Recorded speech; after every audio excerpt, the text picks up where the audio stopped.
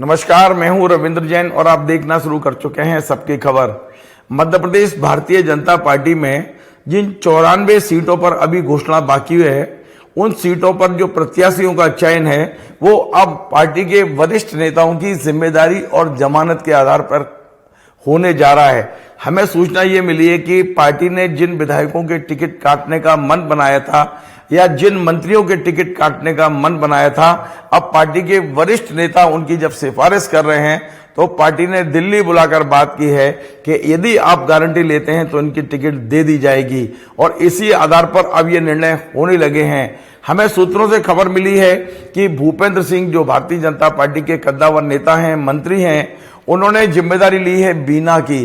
बीना में महेश राय का टिकट लगभग कटना तय हो गया था। पार्टी ने उनको सूचना भी देती थी कि इस बार हम आपको टिकट नहीं देंगे, लेकिन भूपेंद्र सिंह जब अड़ गए हैं और भूपेंद्र सिंह ने यह जिम्मेदारी ली है कि किसी भी तरह से वे बीना जितवा के देंगे, तब पार्टी ने अब महेश राय की टिकट लगभग क्लियर कर दी है।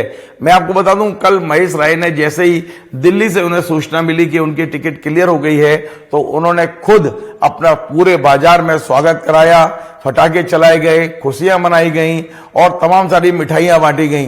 यानी महेश राय ने अपनी आधिकारिक घोषणा से पहले ही पूरे बीना शहर में जिस तरह कल जश्न मनाया है, उससे निश्चित तौर पे महेश राय के सामने जो टिकट मांगने वाले भारतीय जनता पार्टी के दूसरे उम्मीदवार थे, उनमें भी कहीं ना कोई रोष है। और आज अभी सुबह बीना से तमाम सारी गाड़ियों में भर के भारतीय जनता पार्टी के नेता भोपाल रवाना हुए हैं। शायद जब मैं कार्यक्रम बना रहा हूं वे भोपाल पहुंच चुके होंगे। वे अपनी आपत्ति दर्ज करा रहे हैं। उन तमाम सारे नेताओं का कहना है कि महेश राय किसी कीमत पर भी चुनाव नहीं जीत पाएंगे। जो लोग भोपाल आए हैं उनके बारे में बताया जा रहा है कि वहां शशि कैथोरिया जी भोपाल आए हैं, कोई राय हैं, वो भोपाल आए हुए नगर पालिका के पूर्व अध्यक्ष रही हैं, और तमाम सारे जो विनोद पंथी, डॉक्टर विनोद पंथी, ये जो उम्मीदवार की लाइन में लगे थे वो भी भोपाल आए हैं। तो आप समझ लीजिए कि बीना में एक विद्रोह जैसी स्थिति, बगावत जैसी स्थिति दिखाई दे रही है। महेश राय की टिकट लगभग क्लियर करा ली है भूपेंद्र सिंह ने, लेकिन उनके विरोधी पार्टी के अंदर ही ज्यादा है। पार्टी के बाहर तो जब चुनाव होगा तब दिखाई देगा, लेकिन अभी चुनाव से पहले ही महेश राय के तमाम सारे विरोधी इस समय भोपाल पहुंच चुके हैं और उनका विरोध शुरू हो गया है। मैं एक और मामला बताऊं आपको कि रीवा जिले के सेमरिया में सबसे ज्यादा विरोध इस बार भारतीय जनता पार्टी के विधायक केपी त्रिपाठी का था। केपी त्रिपाठी के टिकट कटने का लगभग तय हो चुका था और यही कारण है कि नरोत्तम मिश्रा के कहने पर जो पूर्व विधायक है अभय मिश्रा, उन्हें भारतीय जनता पार्टी में ज्वाइन कराया गया था। ये कहकर कराया गया था कि अब आपको सेमरिया से चुनाव लड़ना है क्योंकि केपी त्रिपाठी की टिकट काट रहे हैं। लेकिन जैसे ही राजेंद्र शुक्ला वहां मंत्री बने, हम सब जानते हैं कि केपी त्रिपाठी राजेंद्र शुक्ला के शिष्य जैसे रहे हैं और अब राजेंद्र शुक्ला केपी त्रिपाठी की टिकट के लिए अड़ गए हैं। उन्होंने ये साफ कह दिया है कि किसी भी कीमत पे मैं सेमरिया से भारतीय जनता पार्टी के उम्मीदवार केपी त्रिपाठी को जिताऊंगा।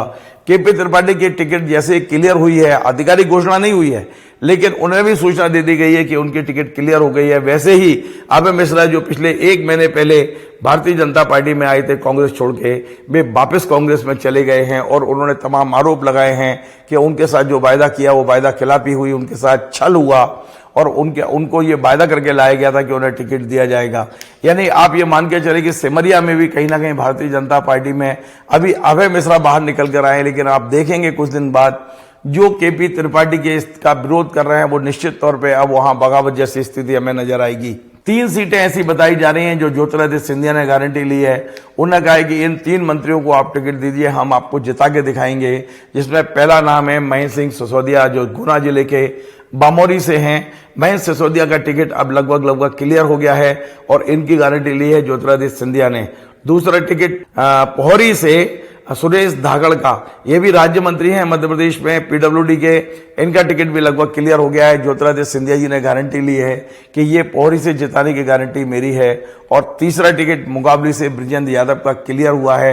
हालांकि मैं आपको बता दूं, बेशक ज्योतिरादित्य सिंधिया ने इन 3 मंत्रियों की जिम्मेदारी ली है, लेकिन सुरेश धाकड़ और मुकाबले से बृजेंद्र यादव की स्थिति आज भी बहुत कमजोर बताई जा रही है। या हो सकता है कि भारतीय जनता पार्टी के कुछ बागी उम्मीदवार खड़े हो जाएं, क्योंकि वहां पर बहुत दमदार कैंडिडेट भारतीय जनता पार्टी के पास हैं। इसके बाद भी इन दोनों मंत्रियों का टिकट लगभग क्लियर कर दिया है। ऐसी खबरें हमें भारतीय जनता पार्टी के सूत्रों से मिल रही हैं। और मैं आपको बता दूं कि महेंद्र सिंह सिसोदिया की स्थिति बमोरी में इन दोनों मंत्रियों की अपेक्षा मजबूत बताई जा रही है।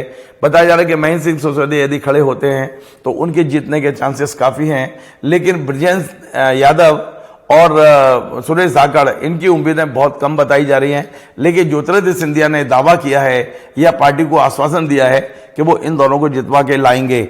इसके अलावा अभी एक खबर ये भी आ रही है कि कांग्रेस भी अपनी कई टिकटें बदल सकती है।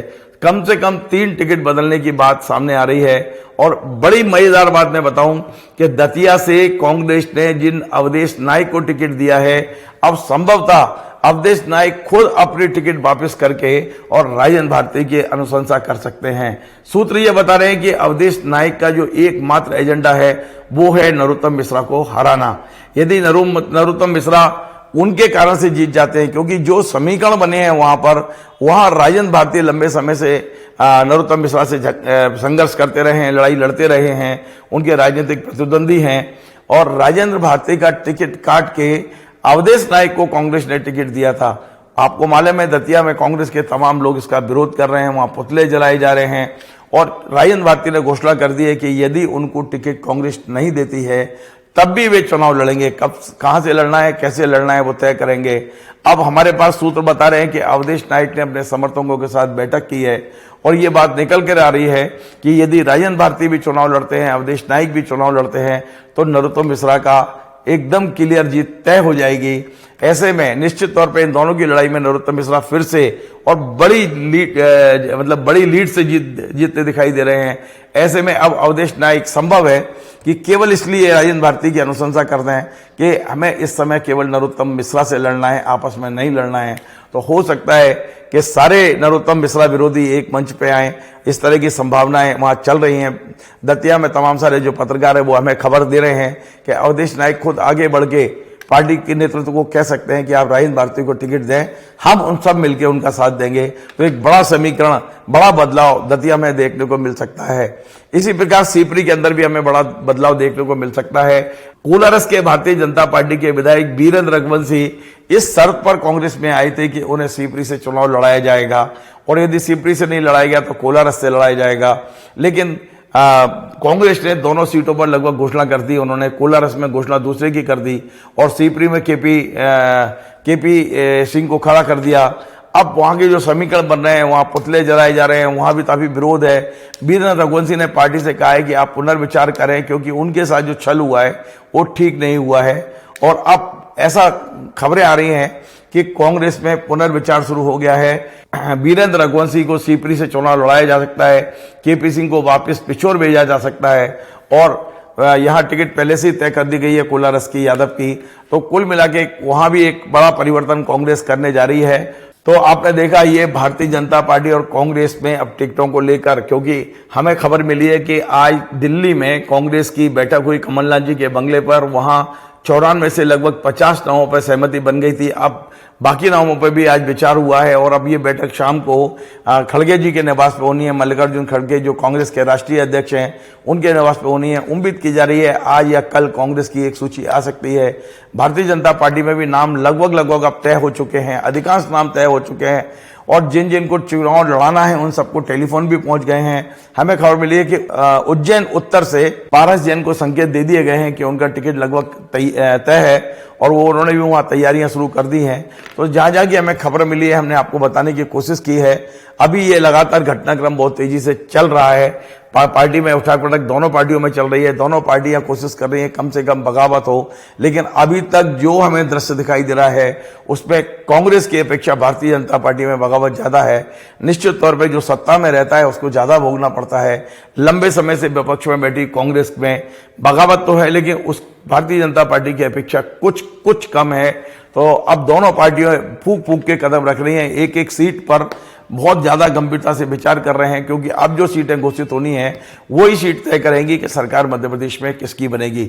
आपको हमारा ये कार्यक्रम पसंद आए वैसे शेयर करें, लाइक करें, कमेंट करें और आपसे बार बार निवेदन है हमारे चैनल को सब्सक्राइब अवश्य करें। धन्यवाद।